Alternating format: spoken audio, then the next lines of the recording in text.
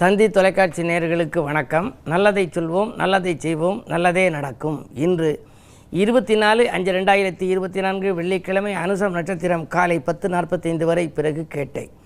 இன்றைக்கு புதன் ரிஷபராசிக்கு பயிற்சியாகி வருகின்றார். நேற்று வரை மேஷத்திலே இருந்த புதன் இன்று ரிஷபராசிக்கு வருகின்றார். அங்குள்ள சுக்கிரனோடு சேருகின்றார். ரிஷபத்திலே சூரியன், புதன், சுக்கிரன், வியாழன் 4 கிரகங்கள் இருக்கின்றன. இதுபோன்ற கூட்டு கிரகங்கள் இருந்தால் ஒரு கிரகம் செய்யாததை மற்றொரு கிரகம் செய்யும். கூட்டணி என்று இப்பொழுது அரசியலில் இருக்கிறது. ஒருவரால் இயலாததை மற்றொருவர் ஏற்றுக்கொண்டு அதன் மூலமாக சிலருக்கு வெற்றி கிடைப்பதற்கு அந்த கூட்டணி எப்படி இருக்கிறதோ அதுபோல இந்த கூட்டுக்கிரக யோகம் என்பது மிக அற்புதமான ஒரு யோகம். சூரியனோடு புதன், புதனோடு வியாழன், வியாழனோடு சுக்கிரன்.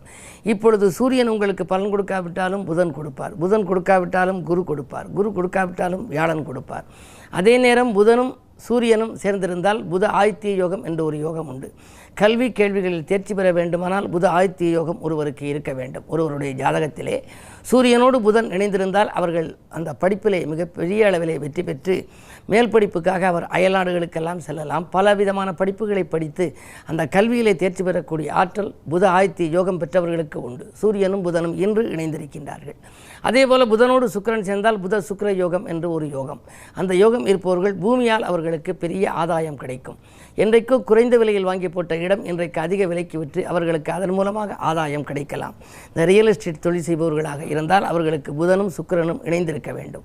அதே நேரம் குருவோடு சுக்கிரன் என்று இணைந்திருக்கின்றார். குரு சுக்கிர சேர்க்கை ஒரு ஜாதகத்தில் 10ஆம் இடத்திலே இருந்தால், இப்பொழுது நான் சொல்லுவதெல்லாம் சுய ஜாதகத்தில் 10ஆம் இடம் பலம் பெற்றிருக்க வேண்டும். செயல் ஸ்தானத்தில் அதுபோன்று கூடியிருக்க வேண்டும். குருவோடு சுக்கிரன் இணைந்திருந்தால் விபரீத ராஜயோகம் என்று ஒரு யோகம். 2 முரண்பாடான கிரகங்களின் சேர்க்கை. ஒன்று வலுவிழந்திருந்தால் மிகுந்த நற்பலன்கள் கிடைக்குமாம். திட்டமிடாமல் நீங்கள் செய்கின்ற காரியங்களெல்லாம் வெற்றி கிடைக்கும். இப்படி கூட்டுக்கிற யோகமாக இருப்பவர்கள் எல்லாம் கூட்டாக இருக்கக்கூடிய கூட்டணி சேர்ந்திருக்கக்கூடிய ஒரு சில ஆலயங்களுக்கு சென்று வழிபட வேண்டும். பொதுவாக திருக்கோஷ்டியூர் என்று ஒரு அற்புதமான ஒரு ஸ்தலம் சிவகங்கை மாவட்டத்திலே இருக்கிறது. பிரம்மா, விஷ்ணு, சிவன் ஆகிய மூவரும் கூட்டணியாக இருந்து அங்கு சிந்தித்து இரணியனை சம்ஹாரம் செய்வதற்காக அவர்கள் யோசித்த இடம். இப்படி கூட்டுக்கிற யோகம் உங்கள் ஜாதகத்திலே யாருக்காவது 4 கிரகங்கள், 5 கிரகங்கள், 6 கிரகங்கள் இணைந்து ஒரு கட்டத்திலே இருந்தால் அவர்களெல்லாம் அதுபோன்ற கூட்டணி நடத்தி இறைவன் வெற்றி பெற்ற இடங்களுக்கு சென்று வழிபட்டு வந்தால் வாழ்க்கை வளமாகும், வசந்த காலம் உருவாகும் என்ற கருத்தை தெரிவித்து இன்றைய ராசி பலன்களை இப்பொழுது உங்களுக்கு வழங்கப் போகின்றேன். மேசராசி நேயர்களே, உங்களுக்கு இன்று சந்திராஷ்டமம். யோசித்தும் பூஜித்தும் செயல்பட வேண்டிய நாள். எதை தொட்டாலும் தொட்ட காரியங்களில் வெற்றி கிடைக்காது.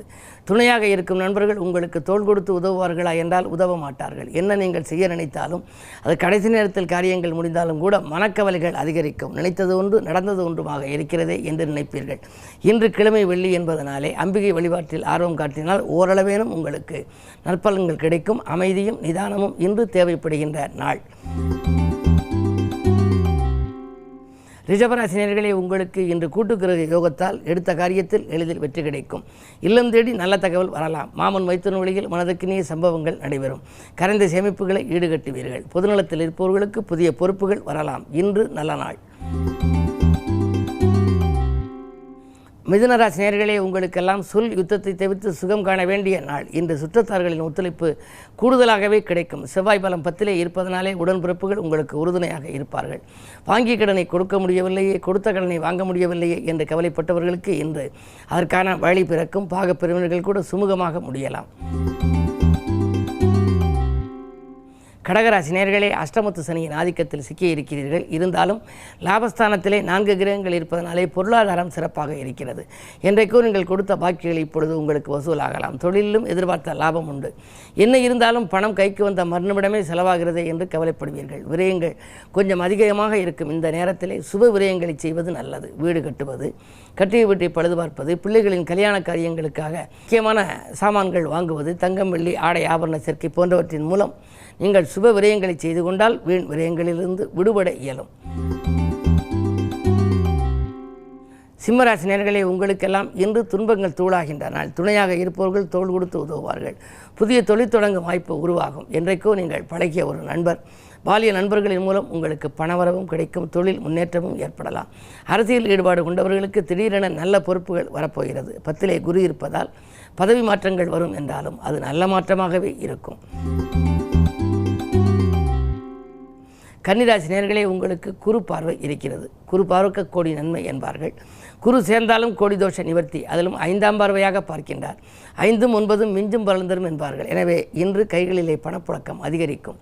தொகை மிஞ்சுமளவு உங்களுக்கு வரப்போகின்றது. தொழிலாக இருந்தாலும் உத்தியோகமாக இருந்தாலும் நீங்கள் எதை எதிர்பார்த்து காத்திருந்தீர்களோ அது நடைபெறும். புதிய வாகனம் வாங்கி பயணிக்க ஆர்வம் கொண்டவர்களுக்கு அது கூட கைகூடலாம். இன்று யோகமான நாள். துலாம் ராசி நேயர்களே, உங்களுக்கு சந்தோஷ வாய்ப்புகளை சந்தித்து மகிழ்கின்ற நாள். இன்று சிந்தித்த காரியங்கள் எல்லாம் உங்களுக்கு சிறப்பாக நடைபெறும். அஷ்டமத்தில் இத்தனை கிரகம் இருக்கிறதே, நடைபெறுமா என்று நினைக்க வேண்டாம். அஷ்டமாதிபதியாக விளங்கும் சுக்கிரன் அஷ்டமத்திலேயே இருக்கின்றார். 6, 8, 12க்கு அதிபதி. 6, 8, 12இல் தனித்தோ ஒன்று கூடியோ இருந்தால் விபரீத ராஜயோகம் என்ற ஒரு யோகம் உண்டு. எனவே நீங்கள் எதை செய்ய நினைத்தாலும் அது எளிதில் முடிந்துவிடும். இன்று இனிய நாள். பொருளாதாரம் திருப்தியாக இருக்கிறது. விருச்சிக ராசி நேயர்களே, இன்று குருச்சந்திர யோகமும் இருக்கிறது. குருவின் பார்வையும் உங்கள் ராசியில் பதிகிறது. இந்த நாள் யோகமான நாள். கல்யாணம் போன்ற சுபகாரியங்கள் நடைபெறுவதில் இருந்த தடை அகலும் நாள். தொழில் முன்னேற்றம், உத்தியோக முன்னேற்றங்கள் உண்டு. உத்தியோகத்தில் கூட உங்களுக்கு மேலதிகாரிகள் சில நுணுக்கங்களை கற்றுக் கொடுப்பார்கள். அயல் நாட்டில் சென்று பணிபுரிய வேண்டும், நாம் படித்த படிப்புக்கேற்ற வேலை இல்லையே என்று கவலைப்பட்டவர்களுக்கு அது இன்று கைகூடலாம்.